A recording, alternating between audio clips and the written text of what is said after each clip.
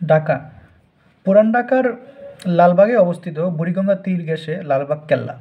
লালবাগ কেল্লার পূর্ব নাম ছিল আওরঙ্গাবাদ দুর্গ। মুঘল সম্রাট আওরঙ্গজেবের আমলে তার পুত্র শাহজাদা মুহাম্মদ আজম লালবাগ কেল্লা নির্মাণ কাজ শুরু করেন ১৬৭৮ সালে। এ নির্মাণ কাজ অব্যাহত থাকে সুবেদার শায়েস্তা কার আমল পর্যন্ত। শায়েস্তা কার কন্যা পরী বিবির মৃত্যুর পর তার এ নির্মাণ কাজ বন্ধ করে দেওয়া হয় ১৬৮৪ সালে। শায়েস্তা কার কন্যা পরী বিবির আসল নাম ছিল ইরান দুগ্ধ। এবার আসি নরসিংদীতে। নরসিংদী বেলাবো উপজেলা থেকে প্রায় ৩ কিলোমিটার পশ্চিমে অবস্থিত বাংলাদেশে প্রাপ্ত সর্বশেষ নিদর্শন ওয়ারী বটেশ্বর। ১৯৩০-এর দশকে এই স্থানের প্রত্নতাত্ত্বিক গুরুত্ব প্রথম তুলে ধরেন একজন স্কুল শিক্ষক মোহাম্মদ হানিফ পাঠান। পরবর্তীতে ওনার ছেলে মোহাম্মদ হাবিবুল্লাহ পাঠান এই স্থানের প্রত্নবস্তু সংগ্রহ ও গবেষণা শুরু করেন। দীর্ঘদিন পর ১৯৯৬ সালে জরিপের কাজ সম্পন্ন হয়। ২০০০ সালে জাহাঙ্গীরনগর বিশ্ববিদ্যালয়ের প্রত্নতত্ত্ব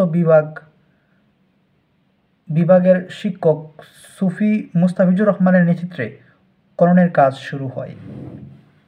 ২০১০ সালে ওয়ারী বটেশ্বরে আবিষ্কৃত হয় ১৪০০ বছরের বৌদ্ধ পদ্ম মন্দির।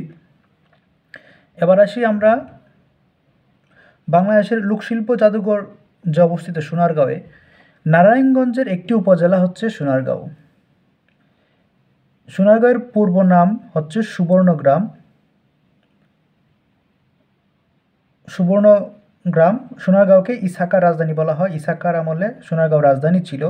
ইসাকা হচ্ছে ১২ ভূঁইয়াদের নেতা। ইসাকার স্ত্রী ছিল সোনা বিবি। ওনার নাম অনুসারেই এই স্থানের নাম হয়েছিল সোনারগাঁও। সোনারগাঁওয়ের কিছু ঐতিহাসিক স্থাপনা হচ্ছে সোনা বিবির মাজার, ৫ বিবির মাজার, ৫ পীরের মাজার, গিয়াসউদ্দিন আজম শাহের সমাধি, ইব্রাহিম দানিশমান্দের দরগা, লুকু কারুশিল্প জাদুঘর, গ্র্যান্ড ট্রাঙ্ক রোড, পানামনগর।